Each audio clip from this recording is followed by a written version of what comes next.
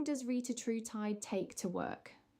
If you've been following the latest in obesity medicine, this is one of the most common questions people are asking, and it's worth getting right.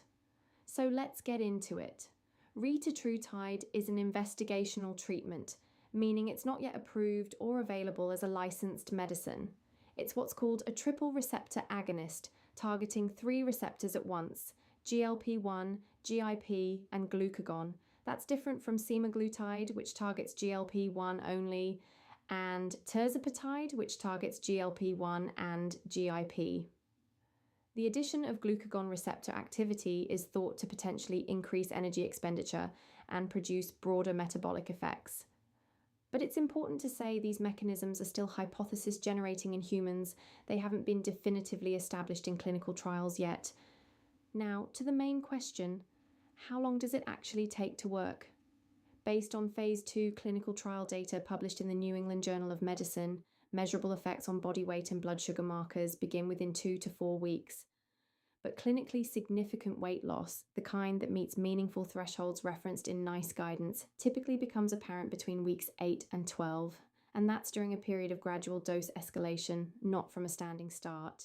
The earliest effect most people notice is actually appetite reduction.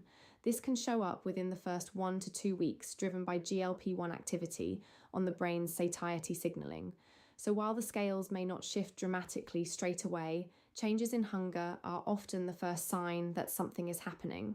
In the phase 2 trials, retatrutide was given by injection under medical supervision with a gradual, structured titration to help with tolerability.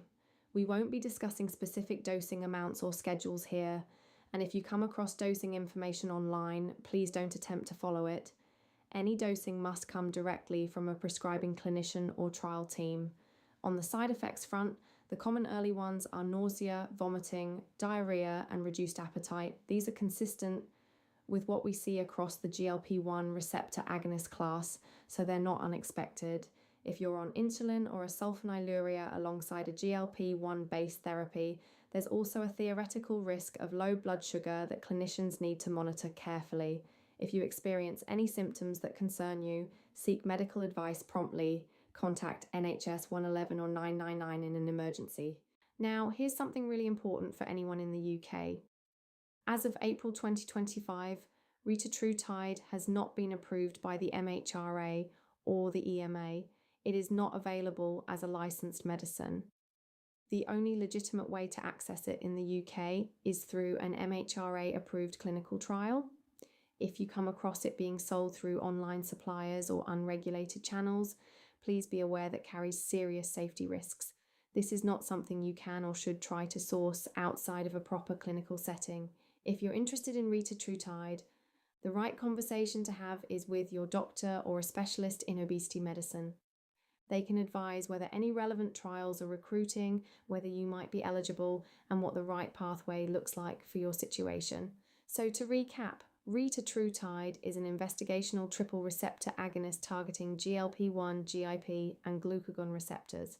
Early effects, particularly appetite changes, can appear within 1 to 2 weeks, with more significant weight changes typically emerging between weeks 8 and 12, based on phase 2 trial data.